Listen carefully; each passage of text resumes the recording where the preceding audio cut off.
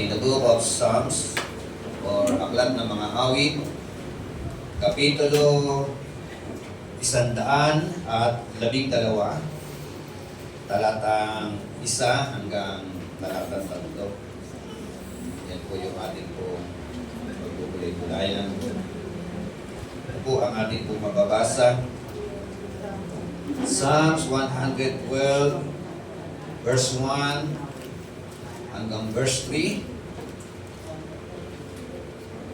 Purihin si Yahweh. Mapapalad ang tao na kay Yahweh ay gumagalang at taus-pusong sumusunod sa kanyang kautusan. Ang kanyang lipi magiging dakila. Pati mga angkan ay may pagpapala. Magiging sagana sa kanyang tahanan, pagpapala niya ay walang katapusan. Purihin ka, aming Diyos. Salamat po sa mga salita mo, O Diyos, na siyang patnubay namin at gabay.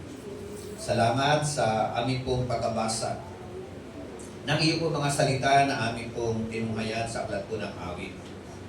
Salamat po dahil alam po namin na meron pa pong nais na ipaalam, ipabatid at ipaunawa, Panginoon, para sa iyong mga lingkod, sa iyong mga anak, Panginoon. Hindi lamang sa bulwagan na ito, maging sa aagudin po ng tinig at pangangaral po na ito.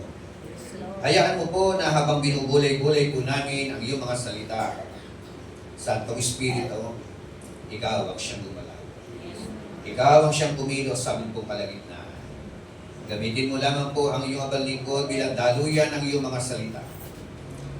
Ilagay mo po sa matabang bahagi ng puso ng bawat isa po sa amin ang mga salita mo na ito. Inaangkin po namin ang katugunan dahil ito po ay hinihiling namin sa pinaka-dakilang pangalan ng aming Panginoon, Diyos at tagapagligtas na si Jesucristo. Ang lahat ay magsabi ng Amen at Amen. Sige po, plakpat po natin minsan pa ang ating po Panginoon. Okay, ito po kayo. Habang ako po ay nakatayo.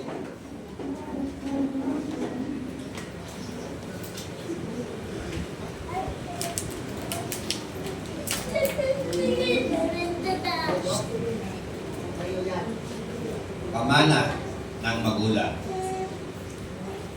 Yan po yung ating pong tatalakayin.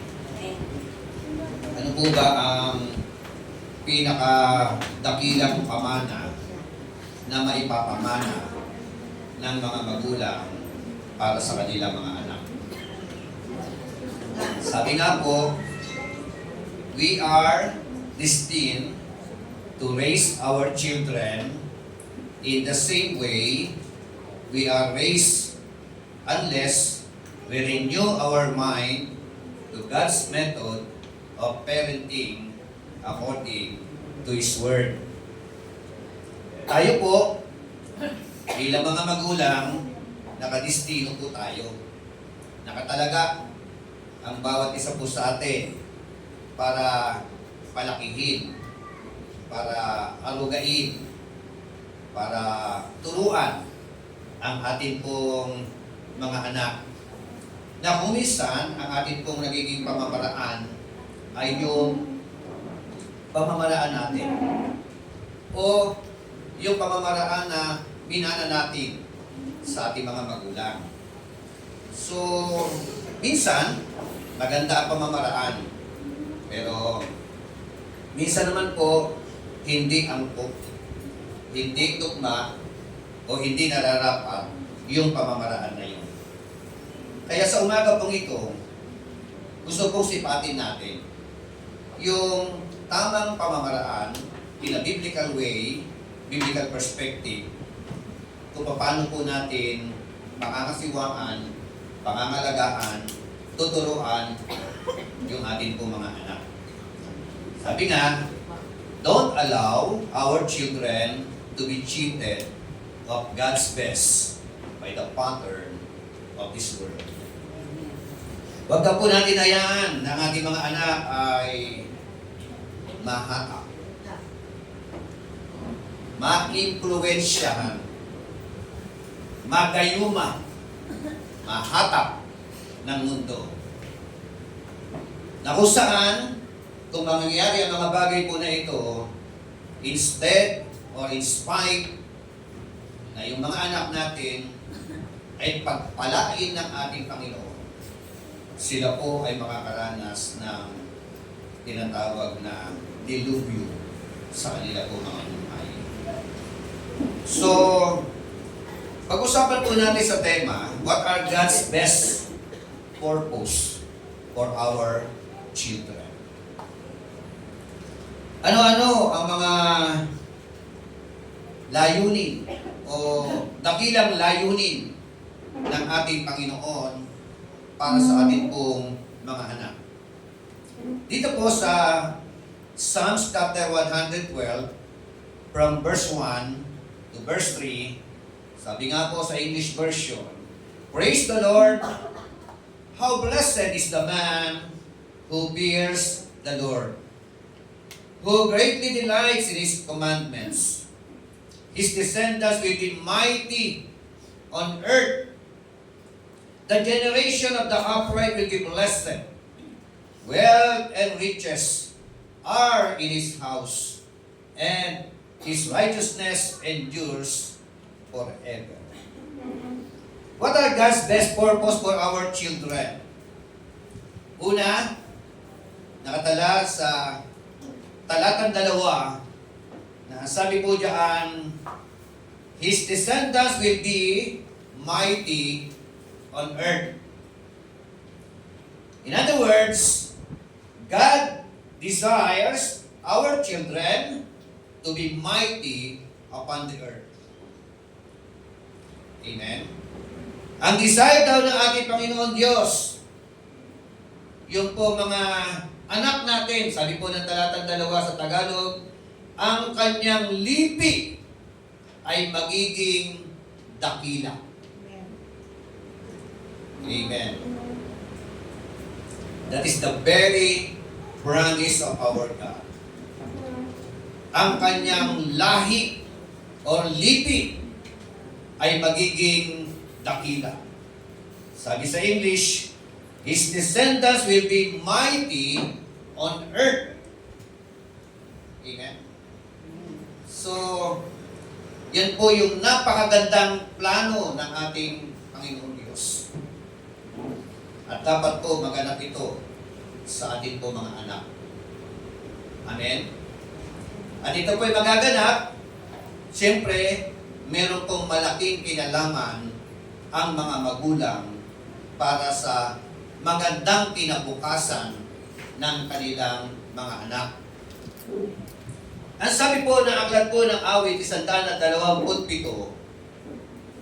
talatang 3 hanggang talatang 4, na sabi roon, our children are arrows in the hands of a warrior. Ang mga bata, ang mga anak natin, ang kahalintulad ay pana. Pana sa kamay ng mandirigma.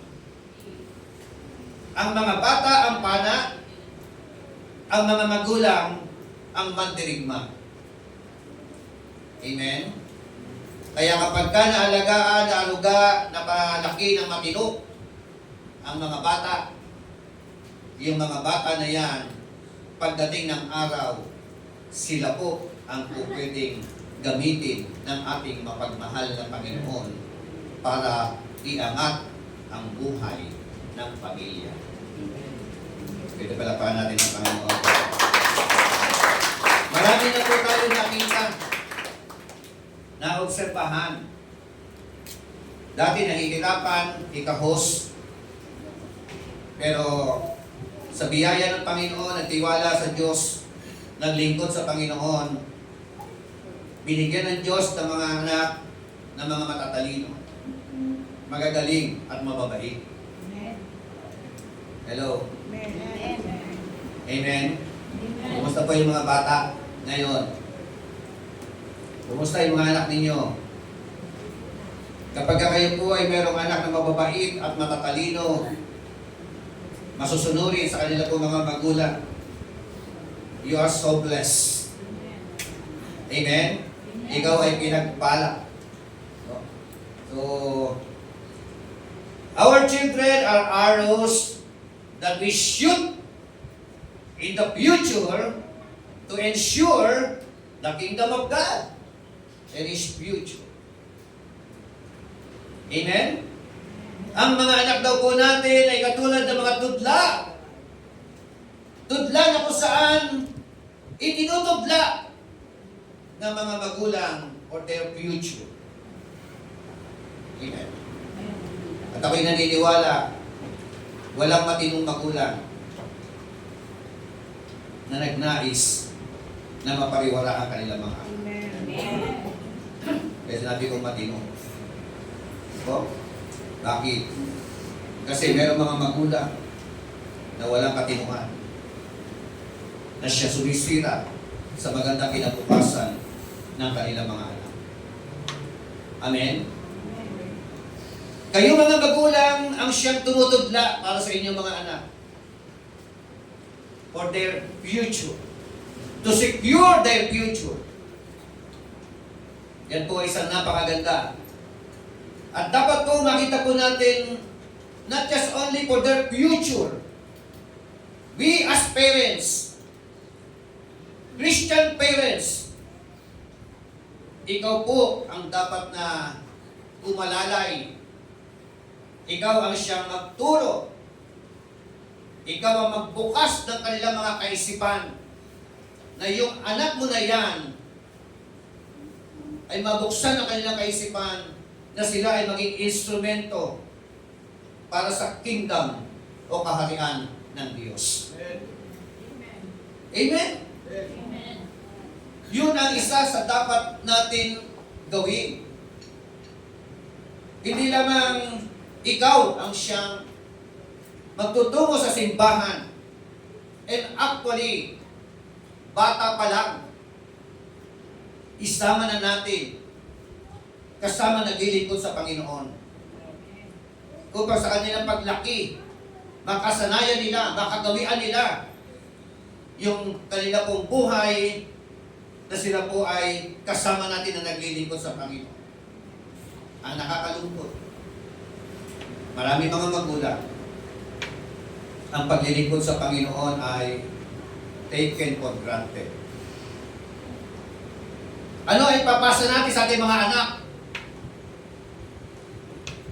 Tama? Kung ikaw na magulang, sa kasalukuyang kalalagayan, ang ating paglilingkod sa Panginoon, ang pagmamahal sa Panginoon, kung kailan mo lang gusto, pag nawalat ay hindi ganun na magiging attitude ng ating mga anak. Baka hindi lang kung kailan nila gusto,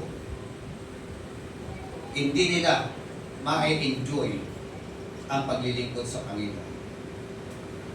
Amen? Amen? Yun ang isa sa dapat na maging pananaw ng mga Kristiyanong magulang. Sabi ko nga, nung hindi pa ako mananampalataya, ang aking pangarap sa aking mga anak, makatapos ng pag-aaral. But when I become a Christian, nagbago yung aking pananaw. Ang pinakalundo ng aking pangarap para sa kanila, ang sila ay madala ko, maisama ko, kasama ko na naglilingkod sa ating mapagmahal na Panginoon. Dahil alam ko po na kapag ganun ang nangyari, yung pagpapala na naranasan ko ay inubuhos din ng ating mapagmahal na Panginoon sa kanilang mga buhay. Amen? Amen? Amen. God desires our children to be mighty upon the earth. Bantog, kilala, Amen? Hindi yung bantog at kilala sa kalokohan.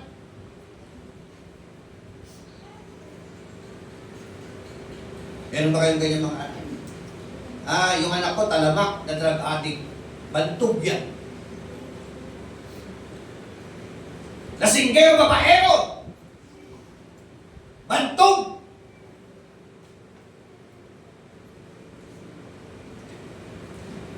Hello? Meron palang mga ganyan, ano? Meron palang negative na kabantugan. Pagka nabanggit ang pangalan, pasaway yan. Are you with me? God desires our children to be mighty upon the earth. Amen? At meron pong malaki kinalaman ng mga magulang para mangyari sa mga bata yung pagiging bantog in a positive way. Amen?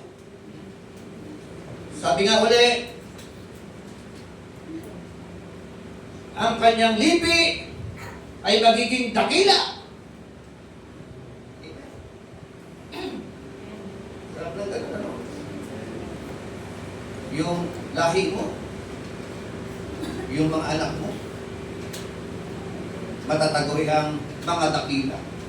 Honorable, not horrible. Amen? Amen. At alam niyo po ba, inuulit ko, magaganap sa mga bata ang desire ng Diyos na ito kung ang mga magulang ang una na naglilingkod ng lubusan sa harapan ng ating Panginoon Diyos. Amen. Hallelujah. An arrow must first have an aim to hit an intended target. Amen. It is the warrior. The warrior is a child. May kata si Gary B, di ba? So, ikaw na magulang siyang may intended target. Palalakihin ang mga anak. Ang mga bata na yan, pag hindi napalaki ng tama, sakit ng lipunan. Mga soil na mga anak. Mga rebeldeng mga anak. Pero kapag ka mga bata na yan ay nadala natin sa Panginoon, yung mga bata na yan, sila po ang magiging instrumento ng lipunan ng ating tahanan para maging pagpapala. Amen. Praise God.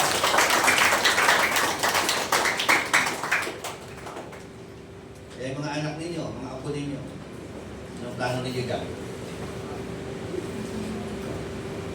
Planohin natin na maging teacher, na maging doktor, maging nurse, or anything. It is all about, meron po malaking kinalaman ang warrior. Amen? So, pangalawa, God desires our children to be blessed. Verse 2 and verse 3. Na ang sabi po diyan, ang kanyang lipi ay magiging dakila, pati mga angkan ay may pagpapala. Amen? Sa English version, His descendants will be mighty on the earth. The generation of the upright will be blessed. Amen? Yung henerasyon daw po ng mga matitinong mga magulang, they are blessed. Amen? Kaya kayo po mga anak, pag meron kayong mga magulang na mga agresibo, talagang matured na mananampalataya na naglilingkod sa Panginoon. Bilang mga anak, you are so blessed. Amen? Ikaw ay masasabing tunay na pinagpala. Pag pinag-usapan ng pagpapala, yan po ay malawak na issue. Malawak na usapin. So, his descendants will be blessed.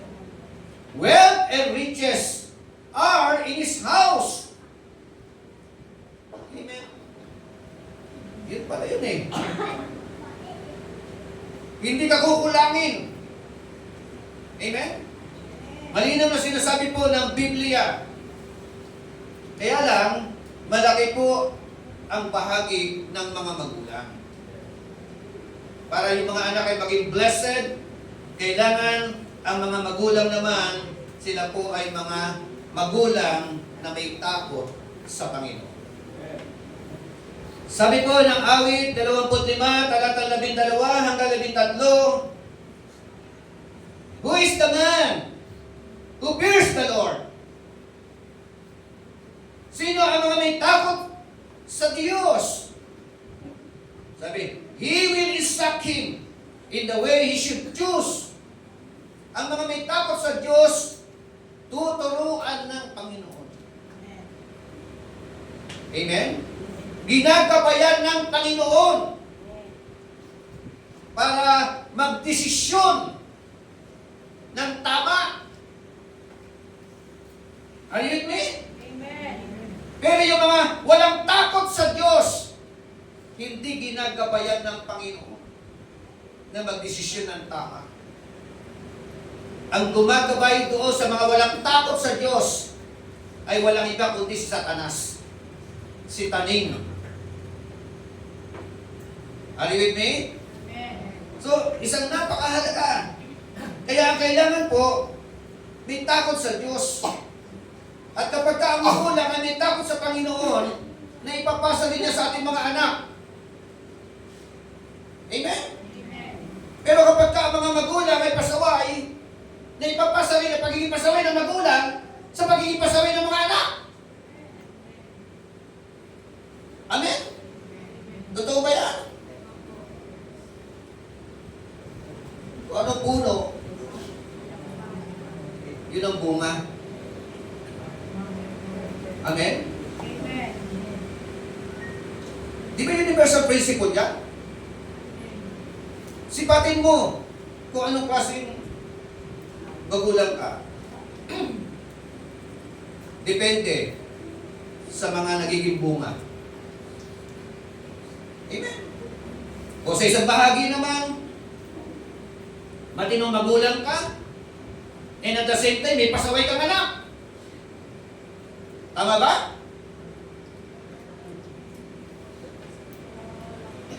May mga ganun, mga senaryo sa atin po mga nakikita.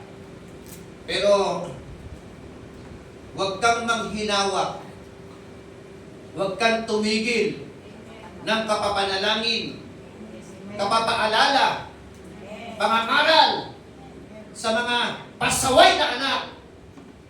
Pasasaan ba darating ang panahon, yung pasaway na yan ay magiging matino sa tulong at biyaya at grasya ng Panginoon.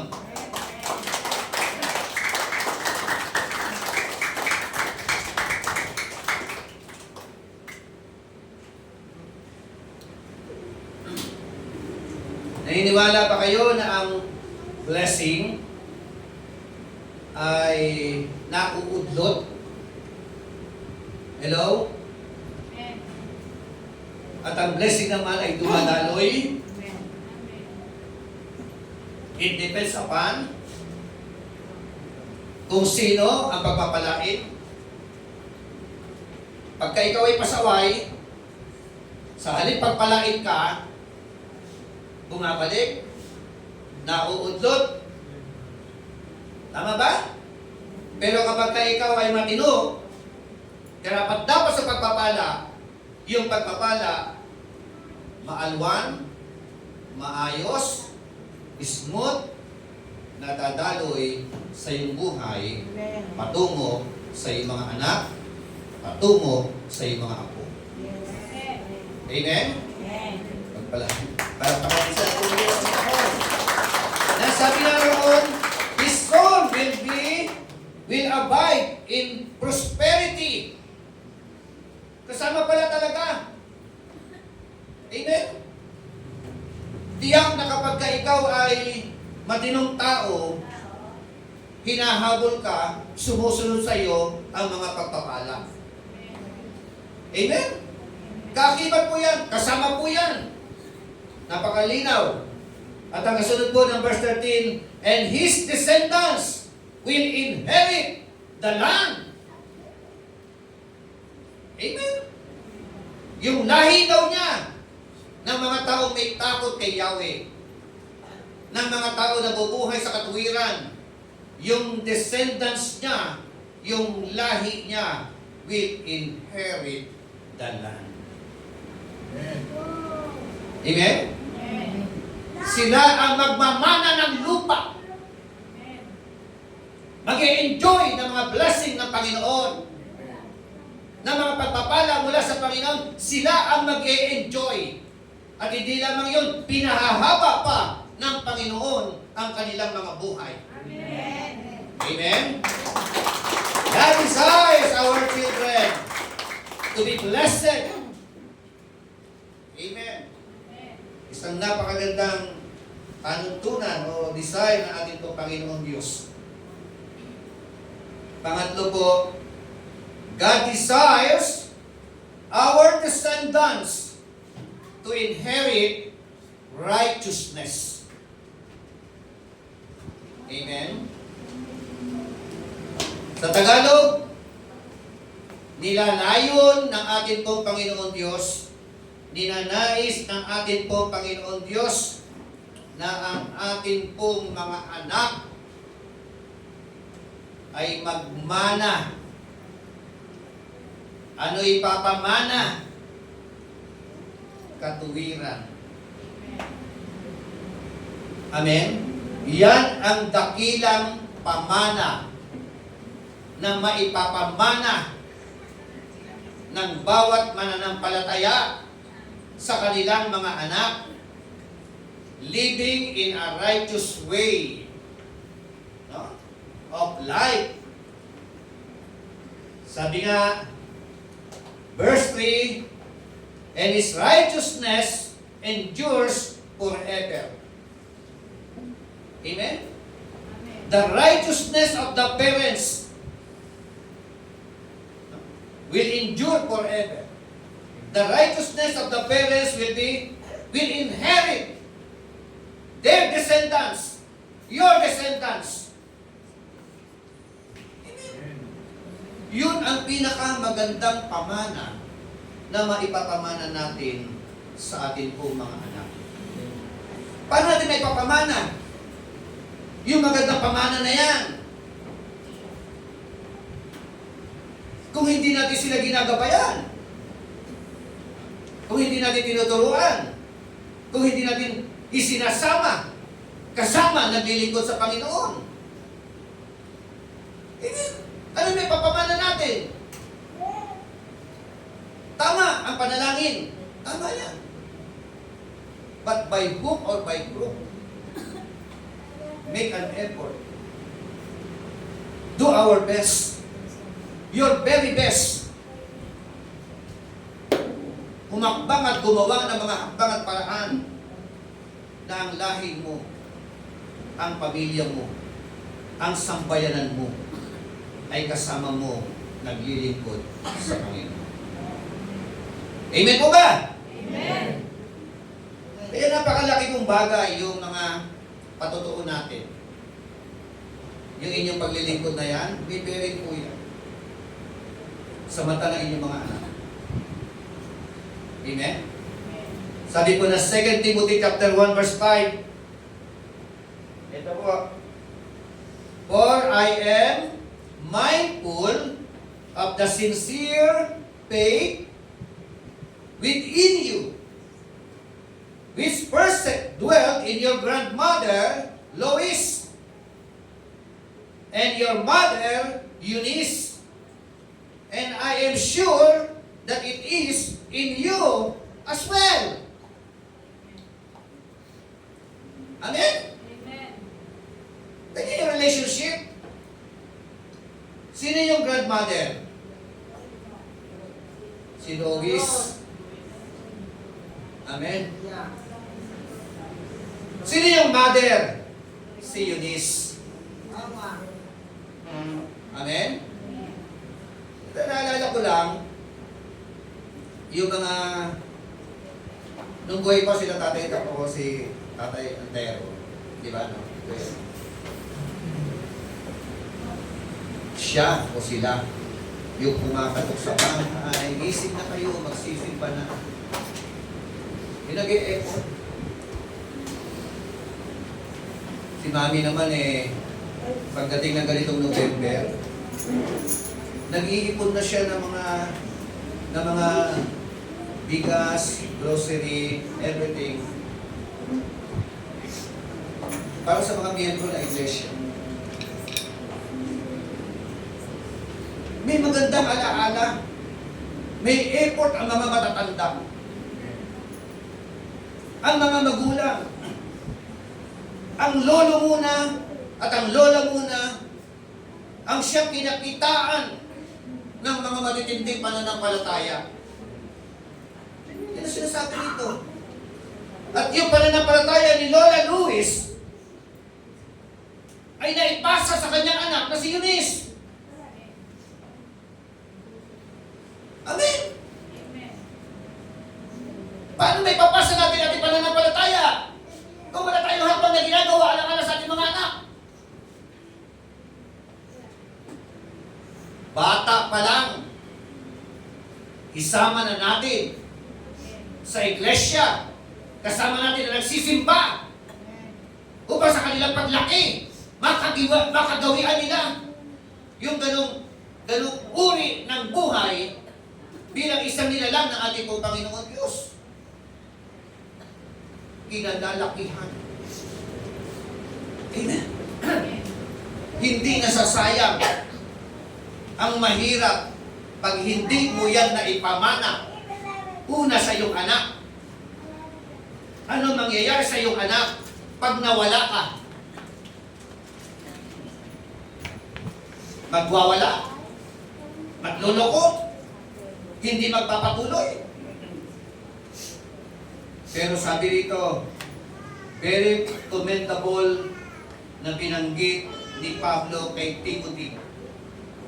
Na ang sabi ni Pablo kay Timothy, for I am mindful of the sincere faith within you. Desire ko, nais ko, na makita, Timothy, sa iyo, na ikaw ay merong sincere na pananampalataya. Taos-pusong pananampalataya. At yung sincere na pananampalataya na ito ay nakita ko sa lola mo. Hello? Amen.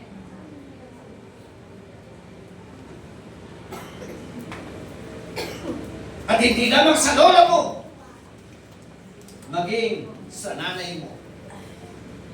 Meaning to say, si Lola Lois, na impluwensyahan niya si Nanay Eunice.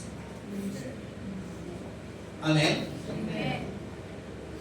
At si Nanay Eunice naman, lumaki naman itong si Timothy sa pamilya Christian. Amen? Amen. Nawala ang Lola Luis, nawala ang Nanay Eunice, pero merong Timothy na nagpapatuloy ng pananampalataya na inumpisahan ng kanilang mga lolo at lola. Sinundan ng kanilang mga nanay at tatay. Amen! Amen. Yun Yun ang magandang pamana na maipapamana natin una sa ating mga anak. Ano kung mapamanahan mo yan ng sandamakmak na pera? Sandamakmak na ari-arian? askad naman ang ugali. Hello? Kung bakit naman ang ugali? Anong kwenta ng pamana? Anong kwenta ng kayamanan? Kung ang asal,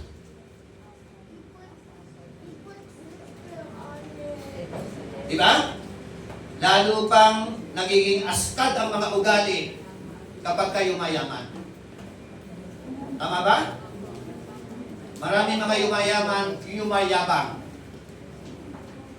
Pero kapag kayan ay may takot kay Lord, naglilingkod sa Panginoon, kasama na kanilang mga magulang, yayaman ka, dadami ari-arian mo, kasabay ng pagiging humble sa harapan ng ating.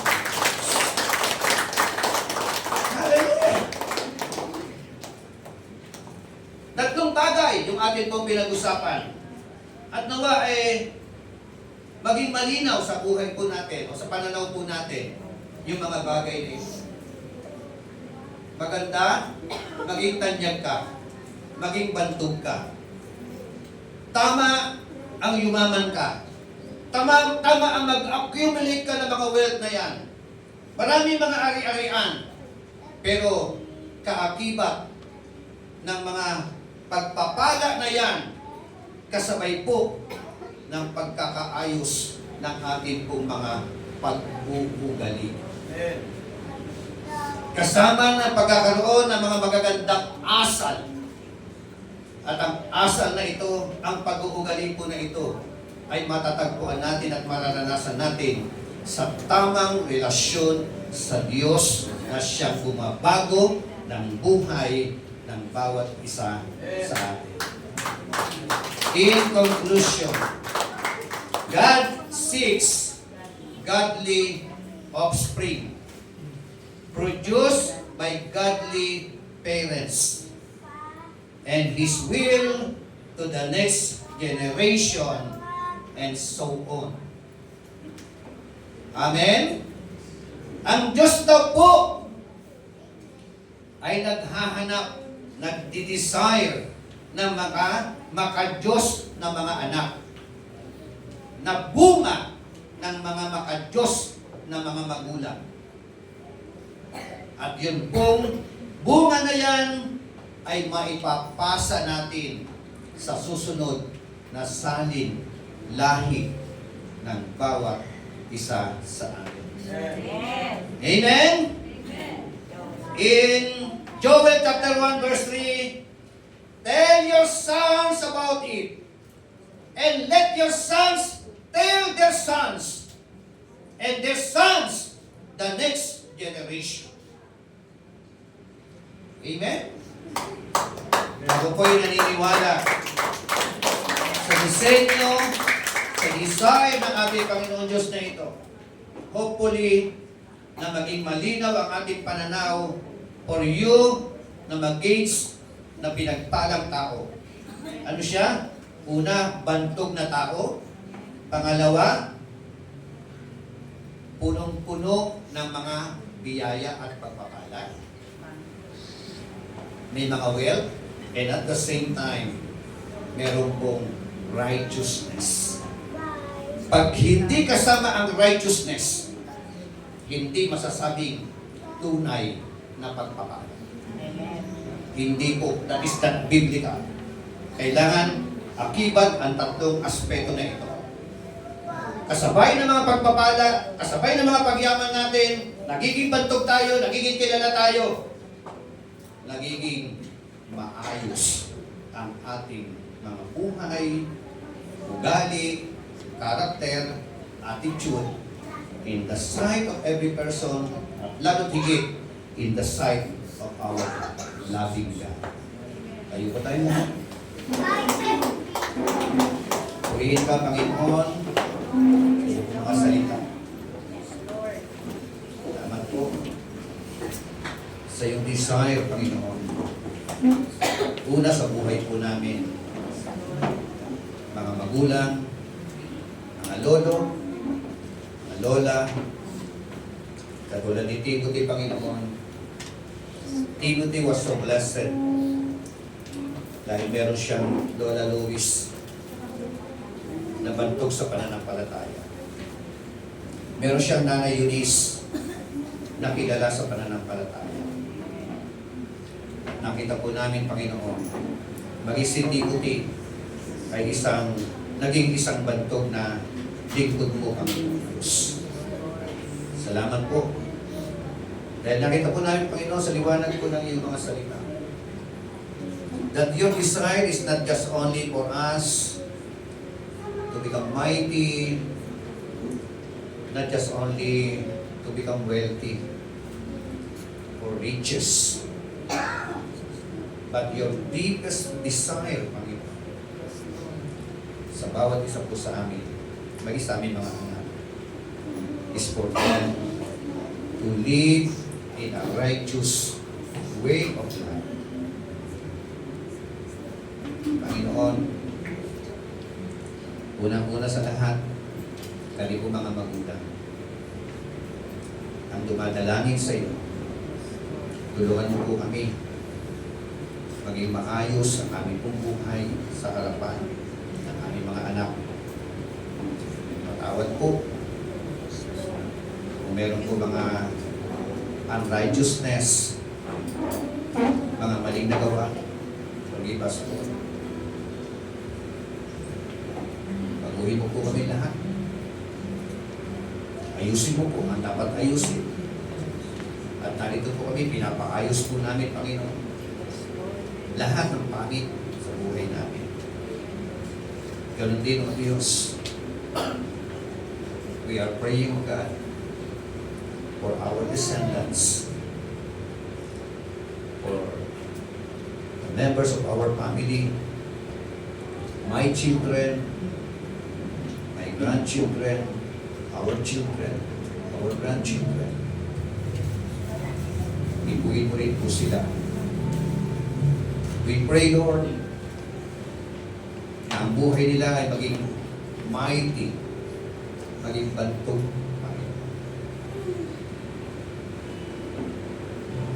at mangyayari po ito, Panginoon Diyos, kung sila po ay lalakad sa kalooban mo. Katulad ng mga tatay at nanay na naririto, mga lolo at lola. Itinataas po namin ang panalangin ang bawat miyembro ng aming pamilya. Ang aming mga anak. Kung meron po mga magulang na nakikita ng mga anak na sila po ay lumalakad ng hindi ayon sa kalooban mo, I pray, Lord, sa mga parents na ito, sa mga magulang na ito, ilusin mo po ang kanilang mga puso. Santong Espiritu, ikaw po ang gumalaw sa kanila. Ikaw lamang ang may kakayanan bumago, lubos-lubos, Panginoon, sa amin. Forgive us, Lord, sa mga naging unrighteousness namin, wickedness, mga pangit na nagawa, kasalanan, patawad.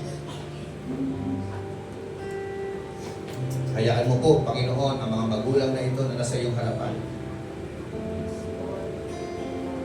ay lubusan ng Diyos na magsuko ng kanilang mga buhay sa iyong harapan. Kilalanin ka ng lubusan as personal Lord and Savior ng buhay nila. Tulungan mo po sila ng mga pagbagong buhay. Tulungan mo rin ang mga bata, aming mga anak, lalo po sa henerasyon po namin, Panginoon. Iba po ang paraan ng paglaki ng mga bata ngayon. Nahihirapan, Panginoon Diyos, ang mga magulang na litrato. Yung po mga millennial. Lord, we are praying for wisdom. Help us, Lord. Napakahalaga po ng tahanan. Napakahalaga ng relasyon sa loob ng tahanan. At sa tahanan, Panginoon, nagsisimula ang tagumpay ng komunidad. Sa tahanan, nagsisimula ang tagumpay ng iglesia.